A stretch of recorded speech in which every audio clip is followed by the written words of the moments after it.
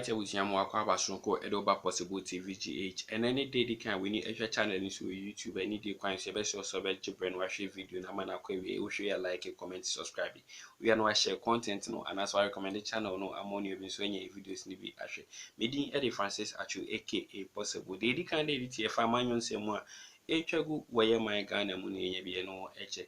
I could be air trendy, but I don't and you do say, and you being quite there. I said, I say, no, eche. You more room, 19 summer or the way. Initially, people felt I couldn't do it because of my time. What do you mean because of your time? My busy schedule in terms of business. You're a businessman, as I realize. Yeah. But anything I set my mind on to do, make sure I do it. So I concentrated on my parliamentary duties. And, of course, one thing I realized, especially with the media, is that people were afraid to speak the truth. That's a change that I personally believe that I've made my mark there, because where in Parliament? Yeah, in Parliament, everywhere, in public, I speak my mind like it is. I always want to speak the truth. I know it hurts, but I make sure I come out with facts and defend all issues. And because you do have a bit of reputation. It's funny, people tend to suggest that, it's an MP, but it can be critical of MPP policy. That's correct, eh? Yes. They say so because, sometimes I feel Ghana first, not my party. My party comes second. And again, I do so because, sometimes if you don't correct your own people or yourself, you become swollen-headed, and by the time you realize you've been voted out of power. So I always do that to draw the attention of my party of the public perception out there. That they might think they'll be doing the right thing, but it doesn't go well with the public. So, and I always deal with the common people. So whatever comments they make, I pass it on by challenging issues. One thing I did that did not go well with my party was when I criticized the fuel increases. And I think initially they didn't understand. That time, Ghanaians were becoming agitated because we were increasing fuel prices based on world market. There were changes in prices, and of course it was going up all the time. So they wanted to adjust prices. But I said that even in America, where they practice capitalism to its climax, there are elements of socialism. I was there when Republican or Bush administration called all petroleum dealers to question them why they are making huge profits and still prices are going up. It shows concern. So when my party decided to increase, I think within 2 months, it had gone up for about 3 times. You were concerned? Yeah, I was concerned. Expressed it? Yeah. But they did nothing about it? Oh, they did. What did they do? They did. When I criticized it, in fact, some of the ministers and MPs agreed with me, just that they didn't like the way I put it in public domain. But I think if I had not done that, they wouldn't have reduced it. That is how they got the petroleum levy. They reduced it because they wanted an area where they can reduce, the tax, so that the burden will not be too much on them. What do you make of the view that there is a bit of a concern that when people are MPs, are also ministers of state, often they don't have enough time to do either of the jobs, and that perhaps we have to rethink that? What do you think of that as a member of parliament? Today, Honorable Alajete even made an interesting point in one of the papers, saying that the executive have too much power. That's the presidency, is that what you mean? I would suggest, or what my personal opinion is, that Parliament should be an independent body as well as the executive.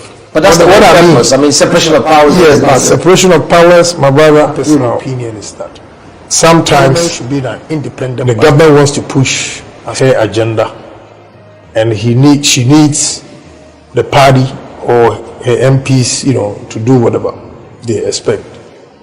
You might not agree with them, But because it's coming from the presidency and it's the agenda of the government, you have to do it. Why do you have to do it? That's the way it is. Yeah, I mean, if you stand up to them, they think you are not for the party.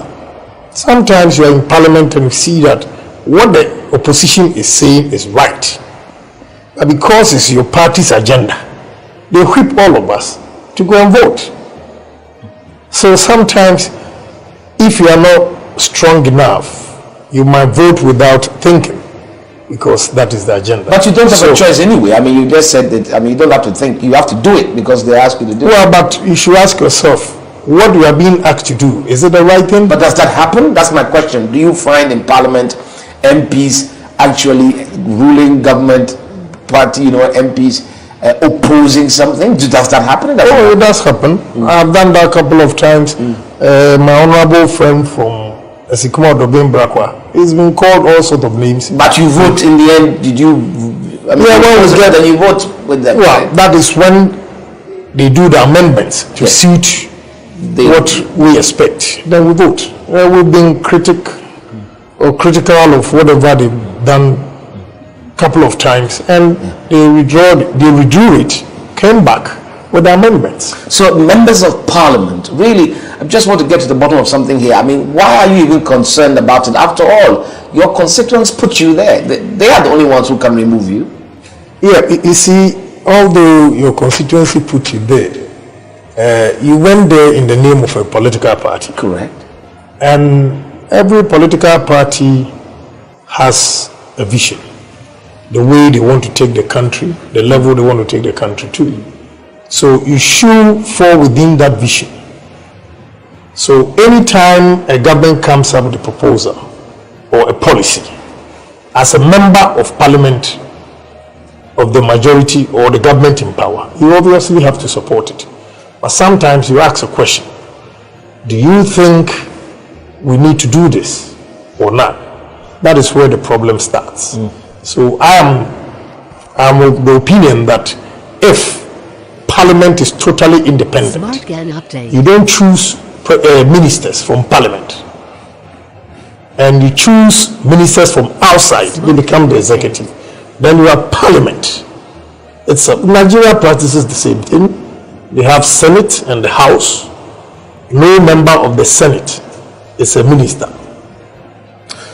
They do that, and it gives Parliament power to oppose whatever the government is doing and they feel is wrong. I don't quite understand that. Interesting. So what you're suggesting is that when the parliamentarian is a minister, he tends to be more interested in his ministerial role. Is that not that he tends to be more interested in his ministerial role, but his hands are tied. In what sense? In the sense that he's a parliamentarian and he's a minister. He is representing a particular ministry, and for that matter, the government or the executive. He has to push the agenda of the government solely for that ministry. And at the same time, he's a parliamentarian. But whatever he might be pushing out there, Parliament do not agree with it.